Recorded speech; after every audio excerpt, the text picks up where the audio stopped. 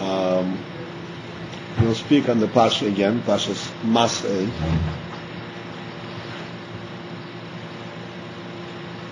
And as you know, I'm sure, Massey means the journeys. And Moshe Rabbeinu sat down and he listed and recorded all the legs of the journey of the entire trip that even journeyed from Mitzrayim till they came to the banks of the Yarden.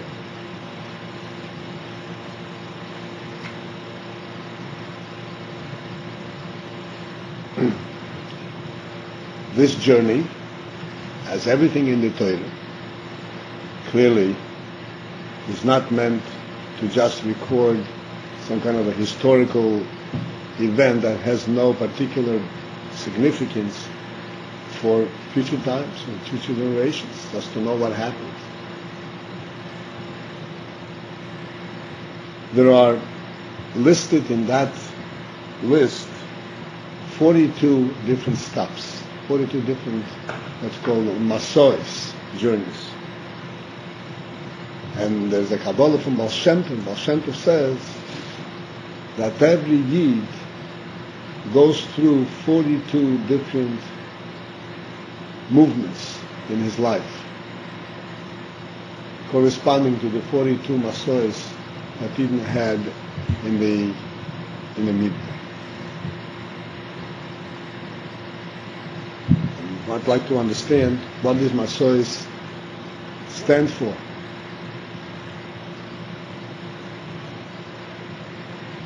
In addition to that,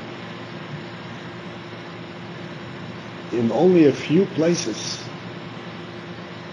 3 places as I recall it, the Torah, in addition to mentioning the trip, it also mentions something that occurred in conjunction with that trip. The first one is when they left Mitzrayim, the very first Massey, when they left Mitzrayim. So it says that the Mitzrayim were busy burying their dead from the Makas B'Cheres. The other one is, it mentions very briefly that they went on the Yam, went into the Yam in dry land. And then the third one is by Hoir Hohor, where Aaron passed away, and the Knaani came to fight with the Yid.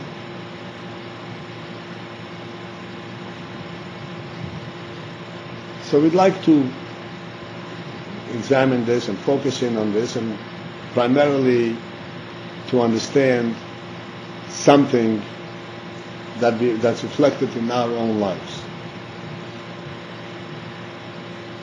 One very blatant means obvious, that stand out, Indian, is in this recount of the Masois, is normally if you say, I traveled from point A to point B, and I went through this place and this place and this place, you say, I went to this and then this and then this. That's not the way it's recorded. Recorded here, they picked up, Yisu means they moved away, they left this place, moved away from this place, and then they settled here. Then they moved away from here and they settled here. Moved away from here and settled here.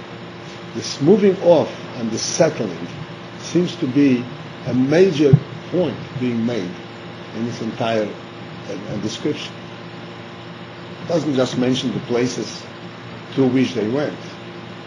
Of course, they couldn't make the journey all in one shot, but they had to pass many locations. But that's not the way it's described.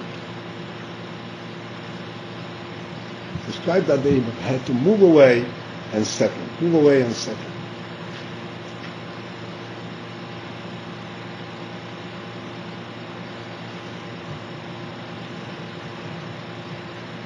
The principle in this, as we said from Baal Shem Tov, that every Yid goes through 42 Masseys.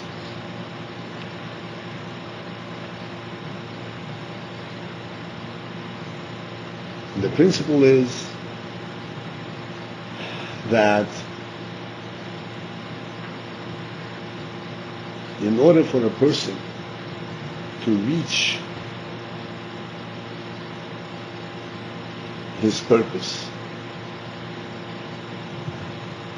and the purpose is not only distant, but it's in a different realm, it's a different level than he perceives at the beginning of the trip, of the movement. He has to go through steps, just like if a person is climbing up a staircase. When you go up a staircase,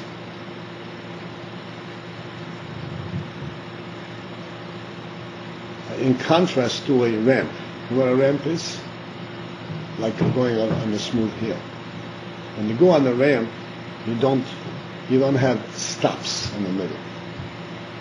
It's all one incline. When you go on steps, each step is a landing. You land here, and then afterwards you pick up again and land in the next place. What is the significance of landing? Significance of landing is that when you reach the step, you have to fully experience that step. Don't just pass it through. You have to fully experience it. When you fully experience it, that itself entices you and pushes you to go to the next step.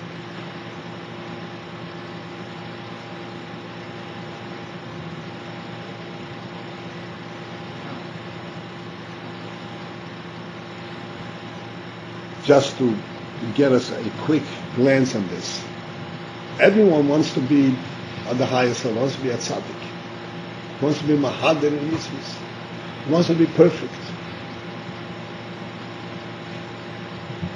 The person begins and starts perfecting himself from the place where he is to a level that is way beyond his station.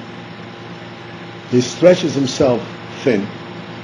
He doesn't really know what he is doing. He's just trying to be perfect. Doesn't really understand the significance of what he is reaching. So what happens there is, the way I would describe it is, like a person can stand on one place and stretch out one leg. You can stretch it out very far. But is he there? He's not there at all. He's where the first leg is. He doesn't reach there. He is where his original leg is. And he can't bring the other leg back with him.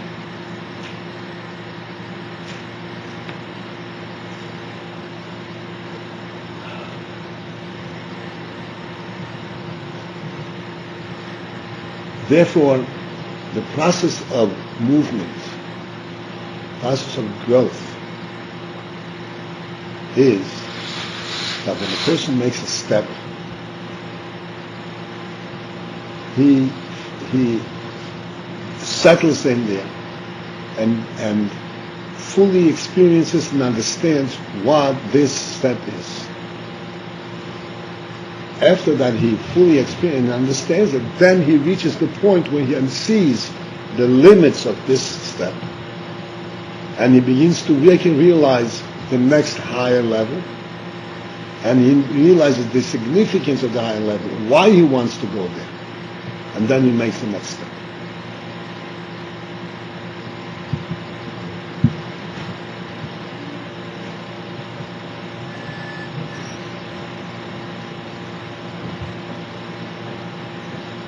Just to give you an illustration of this, there's a phenomenon of the child protege, is called. A child who is extremely bright. He's very smart and picks up everything very quickly.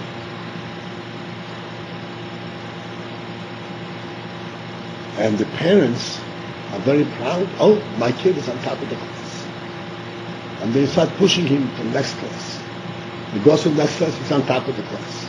Goes to the next class, he's on top of the class. What ends up is you have an 8-year-old, a 10-year-old kid in the class with 14 and 15-year-old boys. So he knows all the answers because he's bright and he can answer everything that they know. But he doesn't begin to understand the significance of what he's learning. He's a child. He doesn't really know what this is all about. He knows all the answers. I myself witnessed such a situation. A child was very smart. He was the youngest in the class. He was very bright. But it was obvious that he was too young for this class. And I said to principals, I want to hold him back a year. So he says, you're off your mind? He's the best in the class. I said, no, I want to hold him back. Hold him back. And he, you could say, lost a year of learning, but he didn't lose a year of growing. He grew up and he became part of the class. And he began to absorb things in a totally different way. It's important to understand what it is that we are understanding, what it is what we are learning. And in order to do that, we have to spend time on it. We have to reflect on it. We have to relate personally to it. What does it mean? How does that affect me? Why do I see it as significant? What does it mean? Surely, one understands today much less than you understand a year from now. But you have to understand at this stage in order to be able to go to the next stage. This is how a person's mind develops.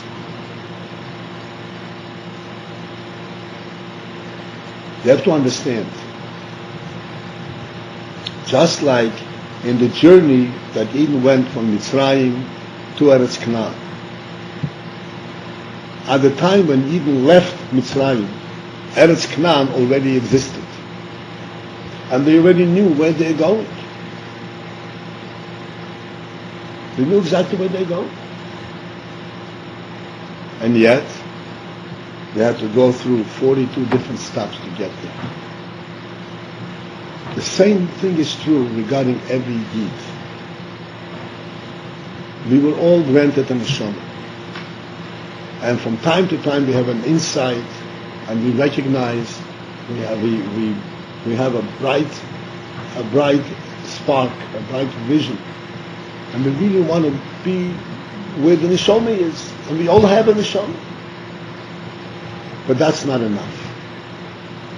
It's not what the neshama understands, it's what we understand. What our brain, our seichel understands. We have to work it through so that we can absorb it and relate to it and apply it to our practical life. Just to rise up doesn't do anything.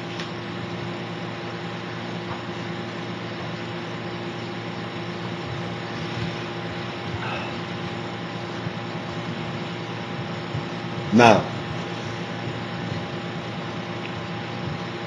this lending process, what actually happens is when a person lands in a certain level, a certain place, at that moment he is all excited and he actually feels like when a child goes into a class, it goes from P1A into first grade and second grade, he feels that he is accomplishing. He feels that he is very excited about the learning. He feels every day a new insight, new information, a new way to understand things. He grows, and the same thing occurs to an adult. There is a certain excitement in everything that he does. Then after a while that he settles into this place, settles into this level, it comes to a point where it becomes habitual. Habitual means he doesn't even have to think what he's doing. It's just, he's used to it. And at that point, not only does he do it by rote, that he doesn't have to think, he loses interest. He loses the enthusiasm, the inspiration. There's no more challenge, and therefore he loses the chayes.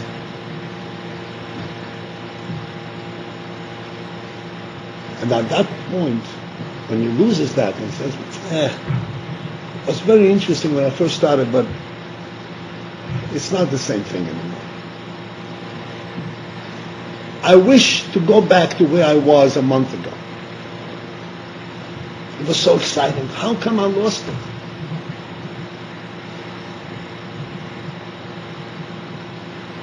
What he doesn't understand at this moment is that precisely what happened was that, yes, indeed, a month ago this was a point of progress, and he was actually getting a new insight into things, and he was alive, exciting. Now that he had reached that point, what is required now? Now is required to go to the next step. Leave this step and go to the next step. Not go back to where you were a month ago. It's leave this step and go to the next step. Now it's time to rise and say, okay, this is a limited thing, I have to go further.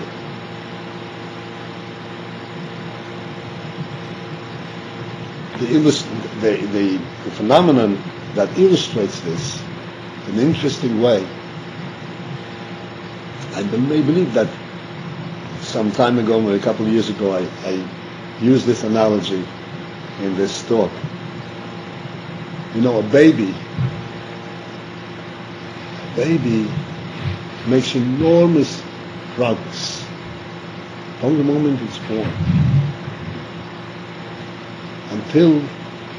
until it becomes a wisecracker teenager. It's growing enormously. Then afterwards it becomes too smart for his speeches, and he becomes smarter than his teachers. He grows enormously, especially the first few years. He grows into enormous leaps and bounds.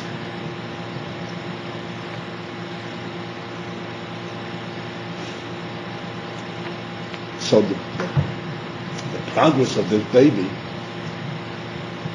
is, first, of course, the baby is lying in the crib. He's not interested in anything, only in the bottle and whatever it is. Then the baby starts looking around and becomes interested and curious about everything in the room. And then he learns how to get there. He starts crawling. First a little bit awkwardly, and then he becomes adept at it. And he crawls very fast. He can go from this place to this place very quickly. And really have to watch him because he can get around very quickly, more quickly than you can imagine.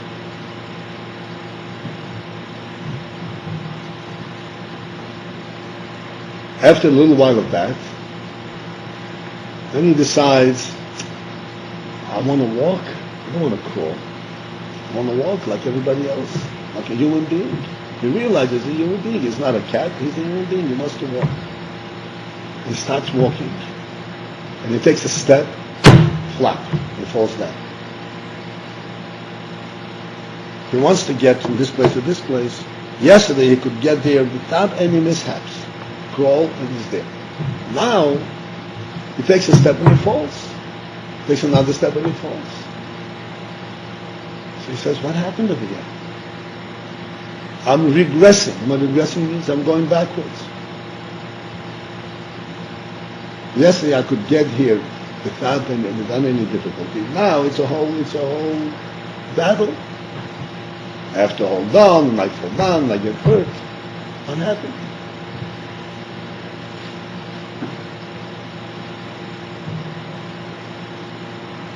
And yet, the baby wouldn't go back to crawling. He walks. He falls down and he walks. Because crawling is no longer an option. It's no longer an option. It's not, he can't relate. How can you crawl? You have to walk. So on the one hand, it's disappointing. Yes, now walk, but walking is a challenge. On the other hand, it's clear that this challenge is due to the fact that he has made enormous progress. He has developed, he has a human, he has developed intellectually and wants to walk. Doesn't want to crawl anymore. This is exactly what happens to us in adulthood as well. If we are living and enthusiastic and inspired people, that we learn continuously, this repeats itself all the time through a lifetime.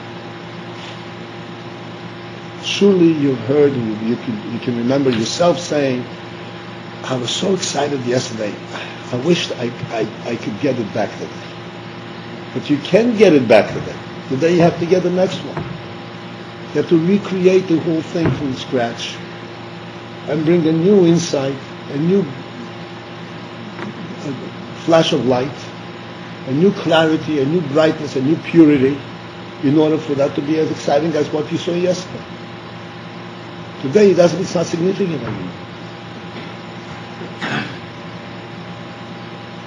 For a person to think that because yesterday he was so excited and inspired, and today he is not, means that he is regressing.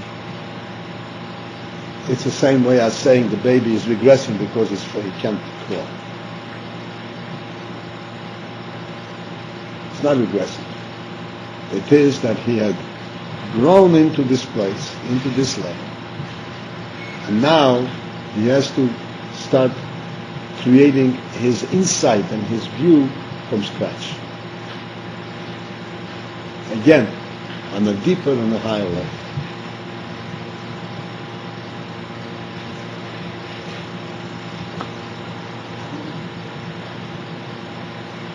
This is what the Alter Rebbe explains principally in Chinuch Kotel. That's the Hakdama, the introduction to the second section of Tanya. Shar Yichud V'Ha'amunah. The Alter Rebbe bases his introduction on the Pasuk in Mishlei, Sheva Yipil Tzadik V'Kom. That a Tzadik would fall 7 times and he would rise again. Now, the Rebbe explains that this falling, a tzaddik clearly means even a tzaddik, every person. Every person constantly has to grow, and therefore there is a process of falling and rising up again. And the reason there is a fall is that you cannot go straight like a ramp from one level to the other. There has to be a break. The previous level interferes with the next level.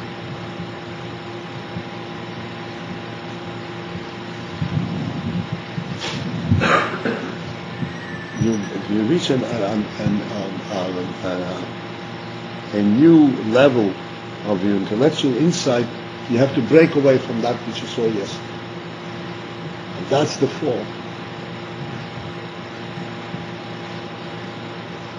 But the Alter Rebbe explains, the fall is only a superficial thing. Superficially it's a fall. But in reality, it's having reached the end of one era, of one period. And now you have to start all over again to learn the same thing you learned yesterday, but with a different mindset, with a different approach, with a different level of intelligence.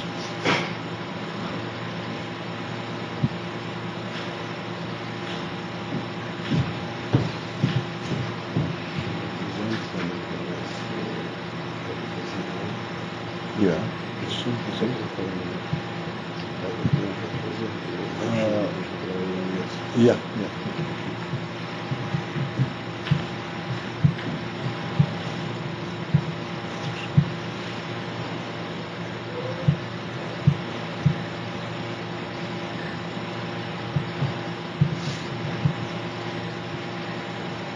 So what is the difference between the small kidney falling and the surface falling? You fall and you get up again.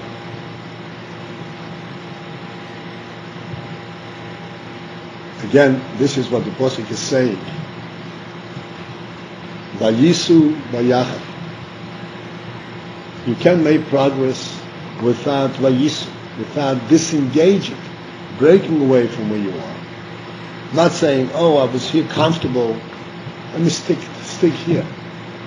Some people think that I set myself, so this is my level, this is who I am, and this is what I stick. And this I'm going to repeat on a daily basis for the next 120 years. That's not the way a human being lives. And that's not the way you're supposed to live. That's not conducive to accomplishing, to getting to where you need to go. A human being is not a repetitive entity, a machine that can repeat itself indefinitely. It never repeats.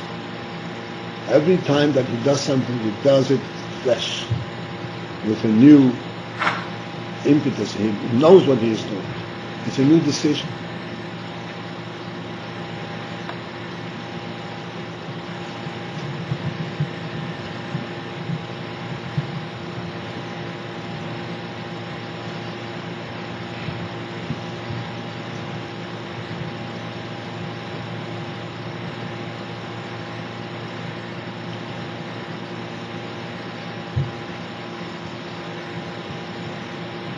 I want to illustrate this concept from another angle, and then we'll go back here and further discuss this parsha.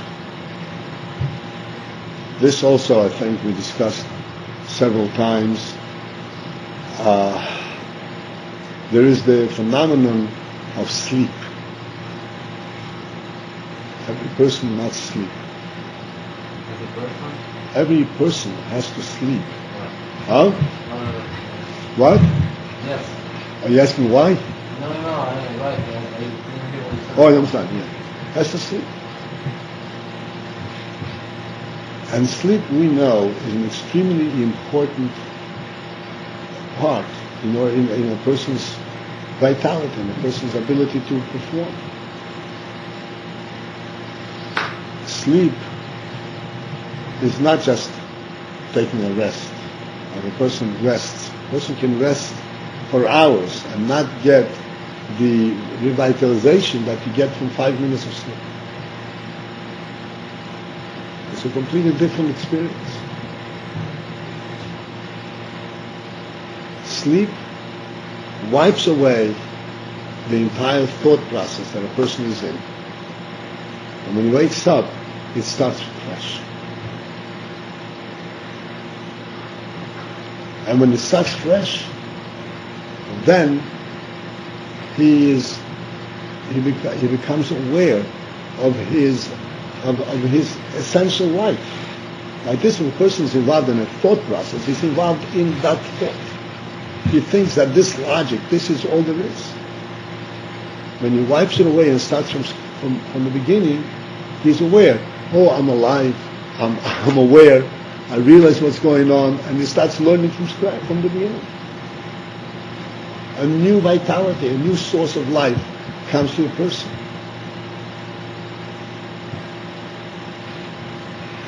This is an interesting thing. This is why we wake up in the morning. We say Moida'anu. Moida'anu l'fanecha melech chai v'kayim she'azatu b'nishmosi v'chem noradu m'nosech. So you would think, Moida'anu l'fanecha melech chai v'kayim, this is a very profound thought. Before I could say Moida'ani,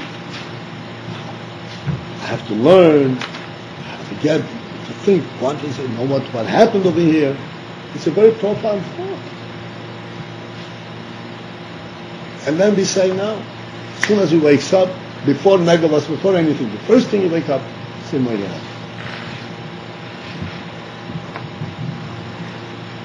Why is that? How does that happen? Because at the very first moment when he wakes up, as we said, there's all his thought process, all his confusion, all his difficulties that marred his thought, that bombarded his thought has been cleared up. And now he has a clear slate and he thinks the way his neshama thinks.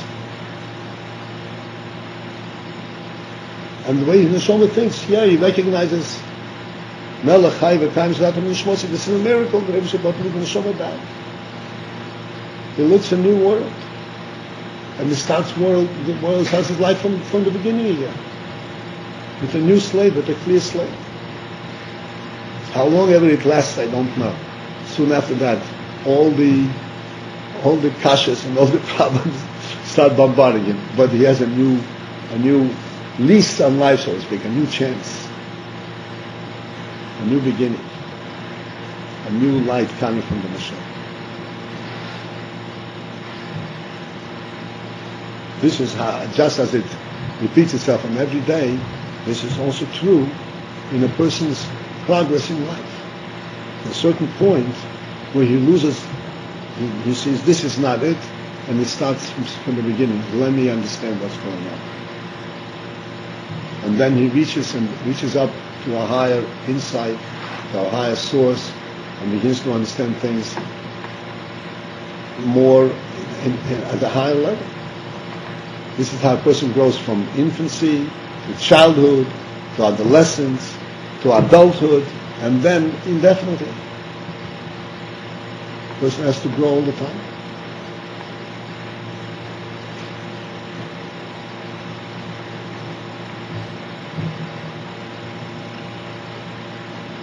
Just as an aside, I was reminded that today is the Yortzeit of David Vichni.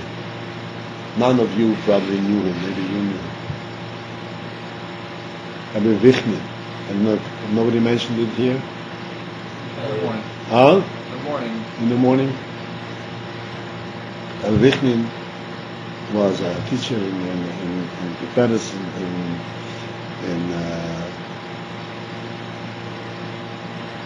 for many years. Vichni was a very close friend of mine.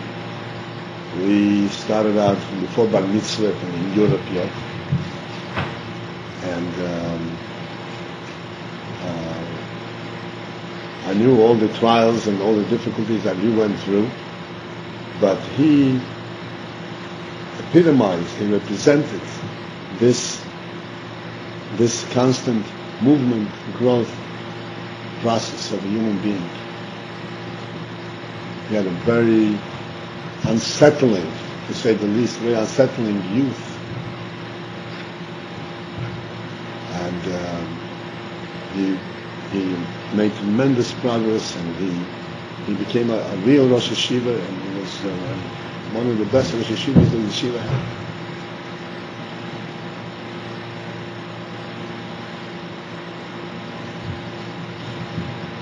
I'm going to come back to our parsha.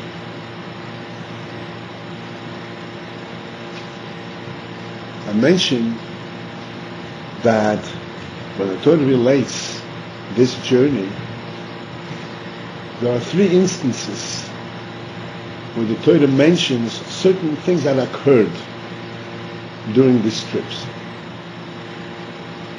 We can't say that Torah mentions every important incident, because the Torah doesn't mention anything about Mountain Torah. Couldn't be anything more important than Mountain Torah. No mention. The man, food from heaven, no mention. The water, the air, no mention. Many things are not mentioned. Of course, most of the things are not mentioned. Only a few things. I said only at the time when they left Mitzrayim, what the situation was. They crossed the Yam Suf, and Aaron Akroin's passing.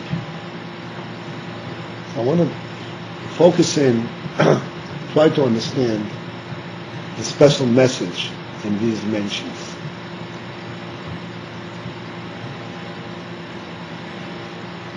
The first is Yetzias Mitzrayim.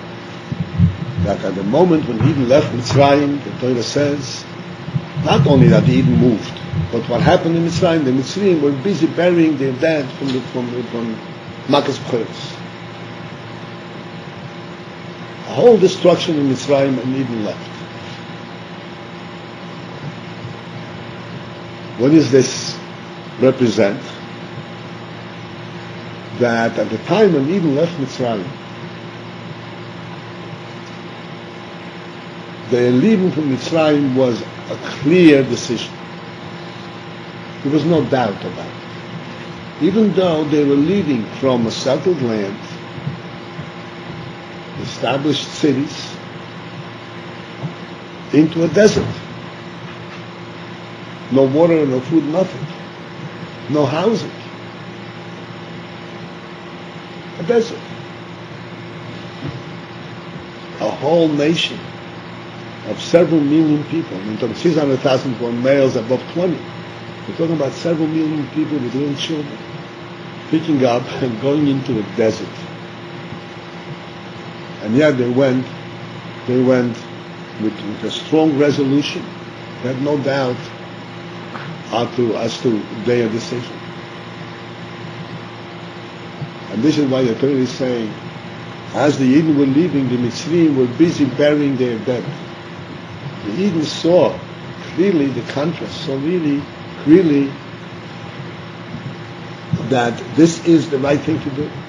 They had no doubt about it. Even though we know that later on, during the stay in the Midbar, there were several times that Eden, some of them always said, let's go back to Mitzrayim. Sure, you learned it. Need no ratio of Shul Mitzvah. It happened a couple of times. Of course, they didn't follow through on it, but there was such a thought. This is tantamount to the thought that we said before, a person follows through and then says, it was exciting yesterday, today I don't see anything in it. Maybe I should go back. But you should remember, you don't go back. Never go back. Because the reason that you're feeling disappointed is precisely because you made progress. Not because you made the wrong decision. And the Torah is telling us this. We should always remember the original moment of decision. During the journey, all kinds of things happen. It becomes hot and becomes cold. It becomes uncomfortable, I become tired. I don't get along with my neighbor. All kinds of different problems. But we always remember what was the initial decision.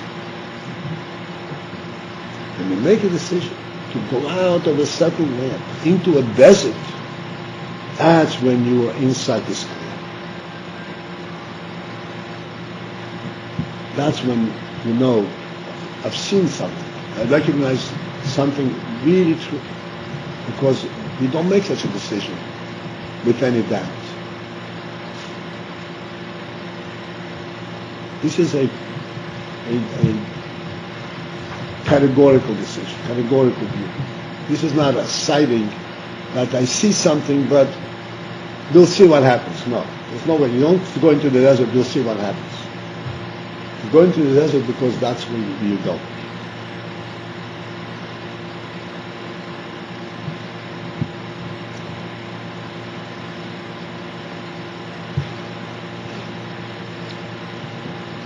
I was once, this also I think I mentioned here one time, I was learning precisely that piece, when we were discussing that piece in the Tanya with some people in Crown Heights.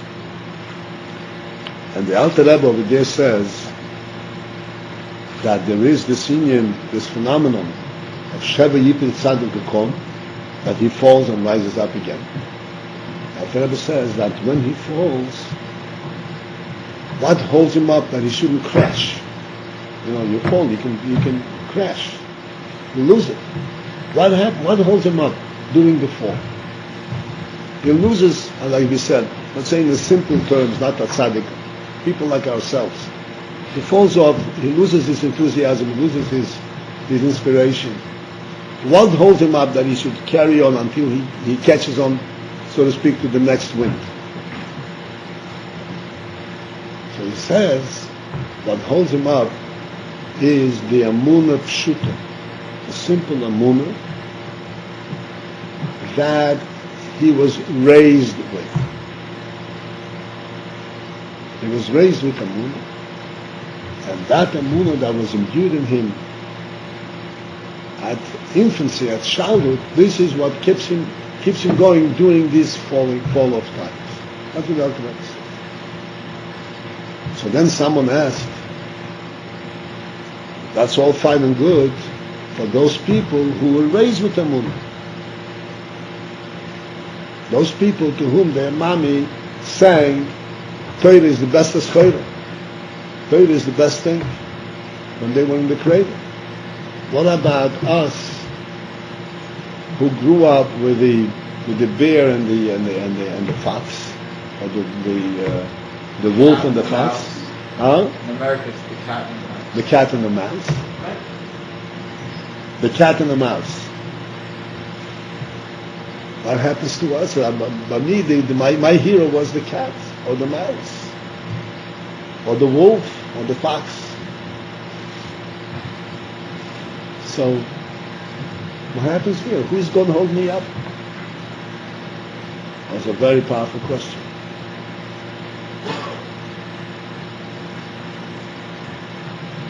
So I explained to them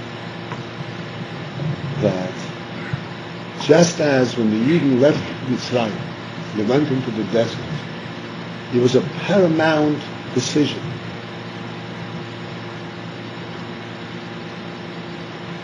That could only have been made with an insight of such clarity that touched their very soul. That couldn't be, there was no room for any doubt. It touched the very soul.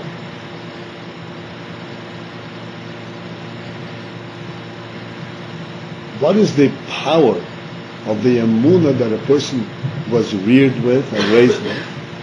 Part of that emunah is that a child being raised by his mother, he is open to her with his whole soul. He doesn't philosophize. What is this about? Are you sure? Whatever Mama says, this is clear. He takes it with his whole neshama, and that's why the neshama really reveals. He really lives with it, and this is why he can't lose it. This is his whole person. At the time when a person makes a decision to go from a settled end into the desert, that decision is as clear as that. If we had any tribulations, any doubt, any possibility that he couldn't do it, which means that at that moment he actually sensed what his neshama was saying. This is what we have to do. The same is true about every Balchur who has a life, who has an experience, has a whole world that he has defined for himself, or was defined for him, that he has experienced for many years. And then he comes to a recognition of some other insight or other truth. And he recognizes this truth with such clarity, such power, that he is ready to give it all up and start a new life.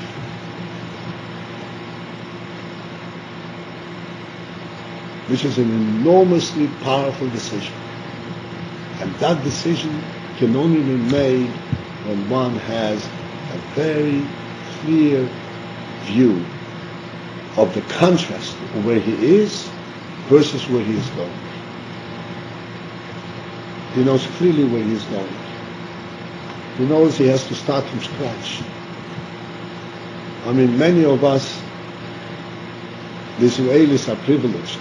But those of us who are not born and bred in Hebrew, they have to start learn how to read. This which children learn pre-1A. It goes back to first grade, before first grade. So has to start learning how to read, how to talk, how to think, how to get up in the morning and how to go to sleep, how to eat. He's way past that.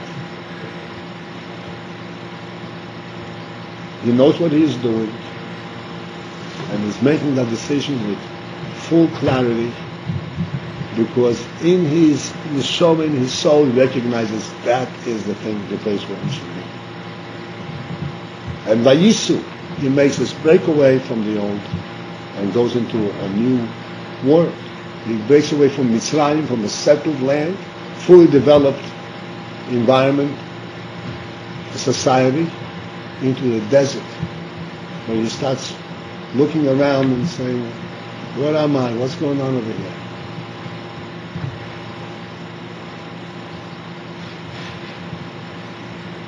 To make that decision, as I said, this is something which is as clear to him as what Eden had when they left Mitzrayim, and as what a child has when he listens to his mommy telling him about the Yiddishkeit in Turkey. And this moment of decision is what holds him up when he goes up and down. He feels a little bit discouraged, he feels a little bit disappointed, less than excited. He remembers this is the right thing. And if I'm less than excited, I have to go deeper, I have to go further. But this principal truth cannot be shaken. I've seen it. I've seen it in my own eyes.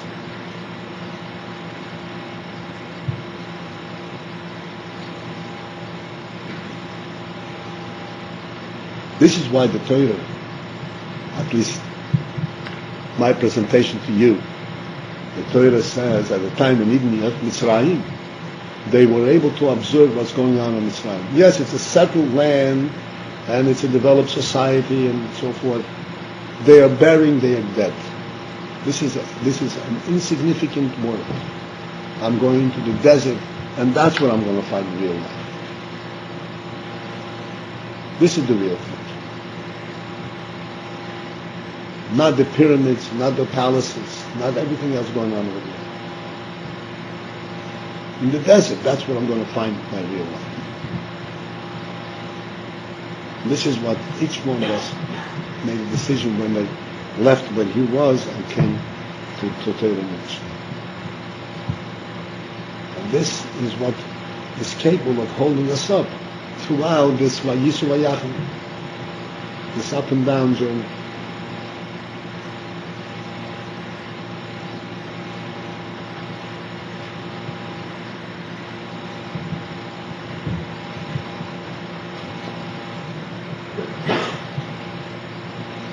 The other thing, and the Torah mentions also during this journey, is that Eden walked through the dry land, walked through the sea and dry land. What this tells us in our journey is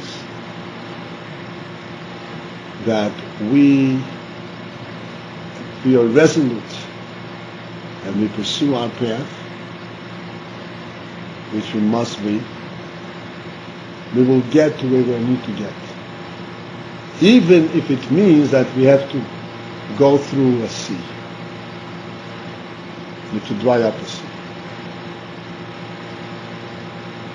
In reality, there is nothing, absolutely nothing that can stand in the way in preventing a Yidden to accomplish his goal, accomplish his mission.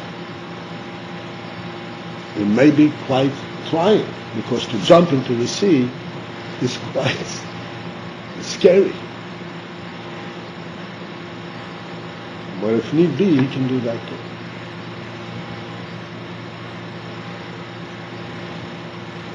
This journey has to be undertaken every year. This is not just Paltiel.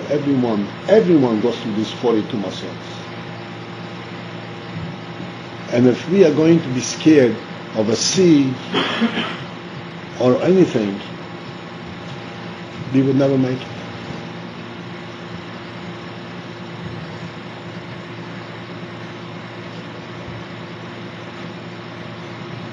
If you would understand the process of a person's growth, like you mentioned before, he goes from childhood, from infancy to childhood, to adolescence, teenage, and then adulthood. Each one of these stages requires a resolution, requires a decision.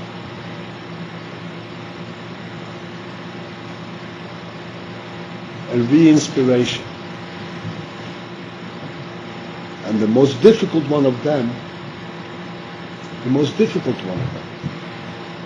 is adulthood.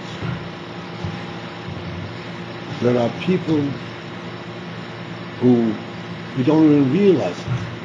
They're scared of taking on responsibility for life. They're comfortable where they are. They can be 50 years old, they're teenagers in mind. They're still basically involved in themselves. I like it, I don't like it. I enjoy it. I know all the pitches and all the batters and all the teams. I'm the most advanced teenager you have in America. I know all the pitches.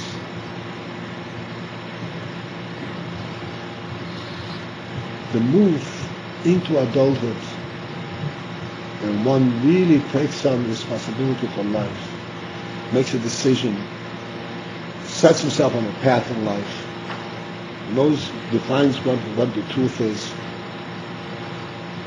We don't notice it. This is the most difficult moment. The fact is, we see that normally, the majority of people, this is normal. One grows from infancy into childhood, from childhood into adolescence. That is normal. But to move into adulthood, that's where we have a challenge.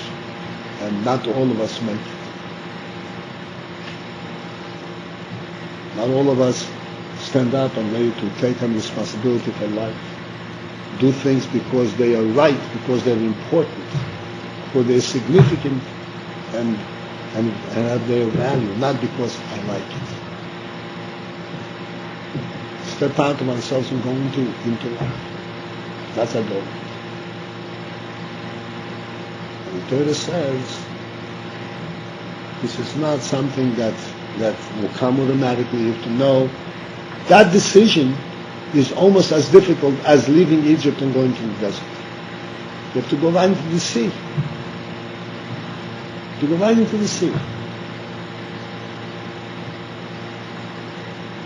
But you have to remember, you should know, you're not the first one. This is the way it is.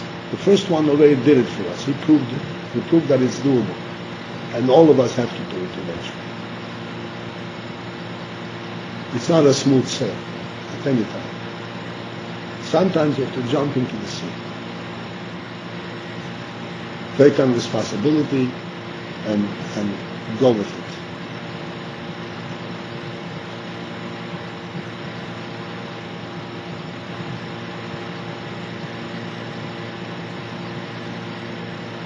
The third inyan that the Torah mentions is about the passing of Aaron HaKohen. The Torah mentions that Aaron was 123 years old when he passed away.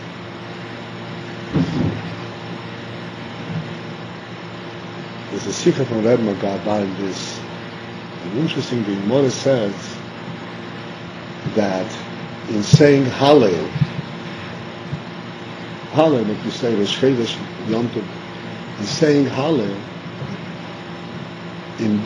earlier days, when the meaning of Hallel was first introduced, they used to say Hallel differently than we do now. Now we all say Hallel. The Chazan and the people all say the whole thing. But if you look in the Shulchan Aruch, the way they used to say it is completely different.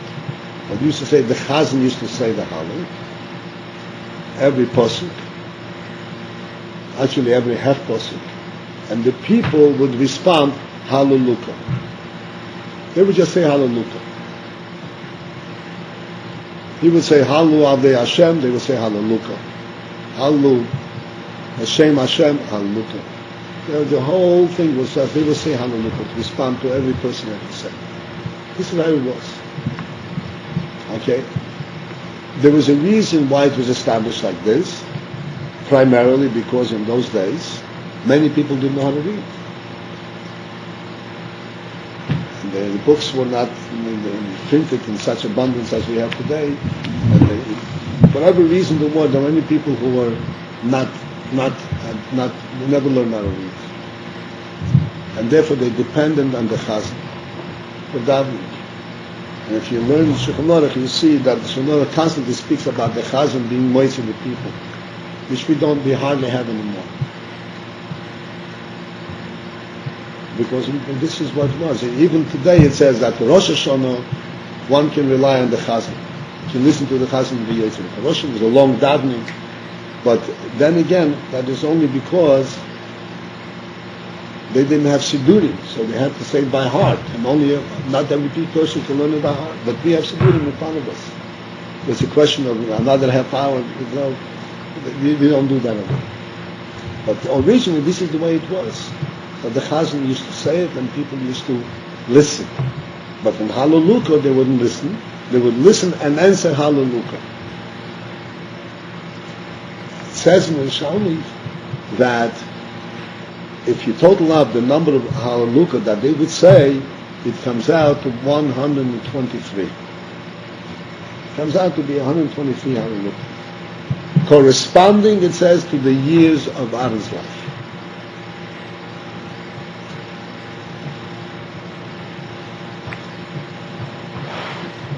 So the Rebbe explains, among other things, if the Gemara gives a correspondence between Hallelujah and Aaron's life, it's not just because it's the number 123. There has to be some meaningful significance in this, a relationship between them. And the Rebbe explains that in this method of saying Hallel, where the Chazan says and the people answer Hallelujah, there are many different other ways that it could be. Like for instance, when the Chazan says and the people listen, they're also Yitzhak. Or when the Chazan says a bracha and people answer Omer, they're also Yitzhak.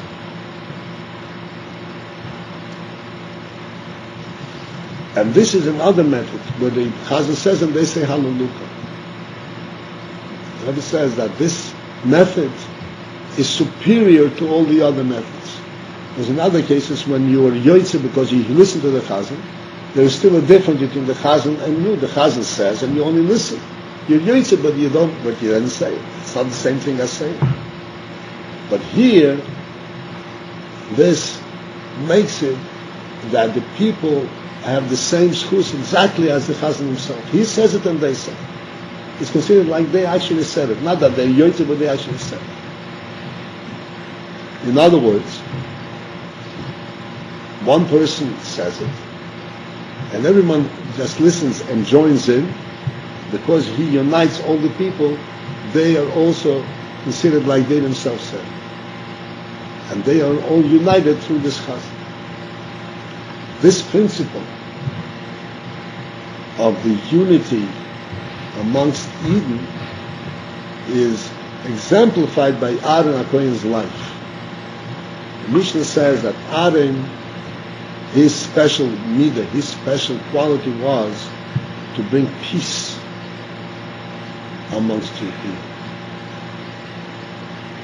to unite all the people. This was his special quality. He was busy constantly to find any place where there is any kind of a disparate situation where people are at odds with each other and he will bring it together. The unity of the Jewish people, this was young Aaron's principle. And this is why his age, 123, is used to signify where Yidden say Hallel together as one.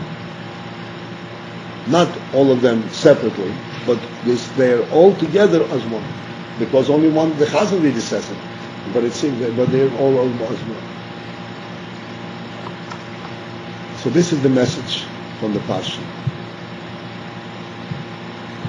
And I just want to go back in summary to encourage everyone to understand this is not a simple journey. This is a challenging journey. And there's going to be thoughts. Let me go back to Mitzrayim. You have to remember the Mitzrayim, they are burying their dead. That's not where we're going to go.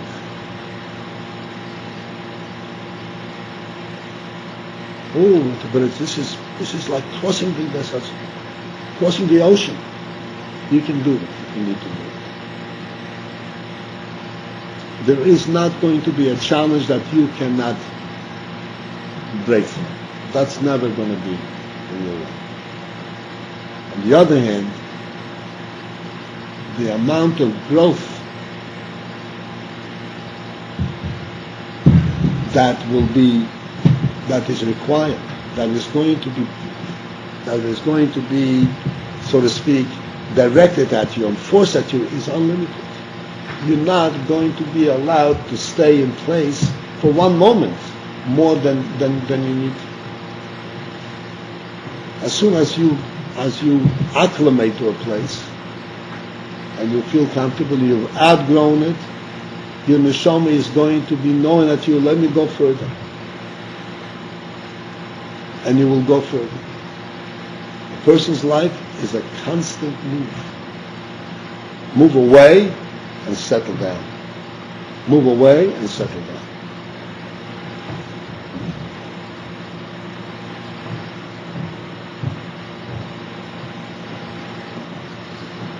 Maybe this should help anyone.